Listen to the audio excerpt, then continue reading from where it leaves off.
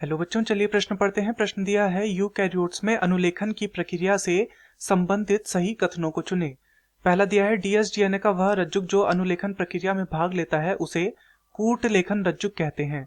दूसरा है enzyme RNA polymerase बहुलीकरण को केवल एक दिशा अर्थात 5 प्राइम से 3 प्राइम या 5 डैश से 3 डैश में उत्प्रेरित करता है।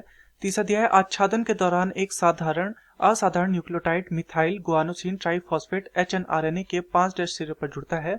तथा चौथा दिया है पुच्छन प्रक्रिया के दौरान एडिनाइलेट रेसिड्यू 200 से 300 एक टेम्पलेट से स्वतंत्र विधि द्वारा 3 डैश सिरे पर जुड़ता है। विकल्प दिए हैं पहला व दूसरा, विकल्प बी है तीसरा व चौथा, विकल्प सी है दूसरा तीसरा व चौथा तथा विकल्प डी है सभी सही है। तो इस प्रश्न में हमें जो पूछा गया है वो अनुलेखन के विषय में पूछा गया है, अर्थात इस प्रश्न की जो मुख्य अवधारणा इस प्रश्न की है वह किस विषय में है? वह है अनुलेखन के विषय में। अनुलेखन। तो चलिए हम सबसे पहले अनुलेखन को समझते हैं। अनुलेखन क्या होता है?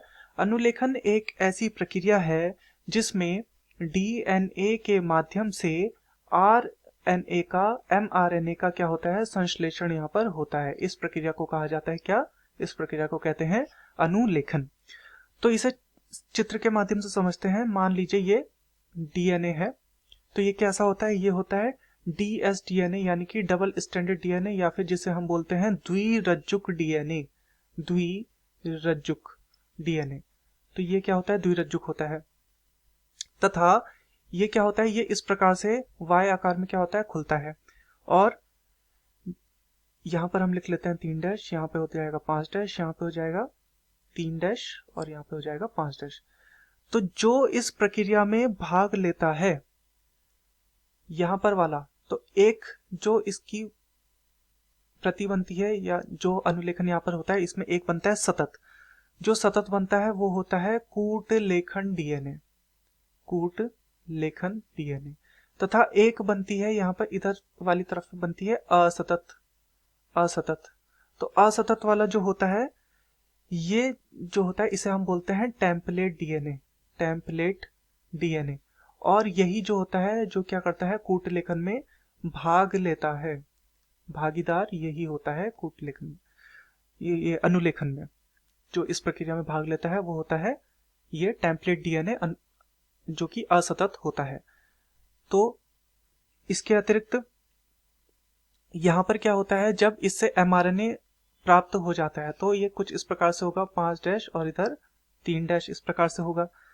अब 5 डैश सिरे पर यहां पर आके इसमें जुड़ता है गुआनोसिन ट्राइफॉस्फेट, यहां पर आके जुड़ेगा इसमें। तो इस प्रक्रिया को हम कहते हैं आच्छादन। आच्छादन। तथा 3 डैश सिरे पर आके इसमें जुड़ता है पॉलीएडेनिन। पॉलीएडेनिन। पॉलीएडेनिन जब यहाँ पे आके जुड़ता है तो इस प्रक्रिया को कहा जाता है पुच्छन। तो ये होती हैं प्रक्रियाएं। तो चलिए अब कथनों को देखते हैं। कथन एक दिया था डीएसडीएनए का वह रज्जुक जो अनुलेखन प्रक्रिया में भाग लेता है उसे कूट लेखन रज्जुक कहते हैं। नहीं, उसे कूट लेखन वाला इस प्रक्रिया में भाग नहीं लेता। भागीदार कौन सा होता है? टेम्पलेट डीएनए, असतत वाला। तो ये हमारा क्या हो जाएगा? गलत हो जाएगा, ये सही नहीं है। दूसरा है एंजाइम आरएनए पॉलीमरेज बहुलीकरण को केवल एक दिशा अर्थात 5 डैश से 3 डैश दिशा में उत्प्रेरित करता है। तो इस प्रक्रिया में क्या होता है कि आरएनए पॉलीमरेज नामक एंजाइम क्या करता है? भाग लेता है। आरएनए पॉलीमरेज इसमें भाग लेता है तथा इसकी जो क्रिया होती है वो सदैव 5 डैश से 3 डैश की ओर ही होती है। तो ये वाला हमारा क्या है? ये बिल्कुल सही है। तीसरा है आच्छादन के दौरान एक असाधारण nucleotide methyl guanosine triphosphate hnRNA के 5 डैश सिरे पर जुड़ता है। बिल्कुल जैसा हमने देखा ये 5 डैश सिरे पर जुड़ता है, तो ये हमारा सही है। तथा विकल्प डी है पुच्छन प्रक्रिया के दौरान एडिनाइलेट रेसिड्यू एक टेम्पलेट से स्वतंत्र विधि द्वारा 3 डैश सिरे पर जुड़ता है। तो बिल्कुल ये 3 डैश सिरे पर पुच्छन प्रक्रिया में जुड़ता है।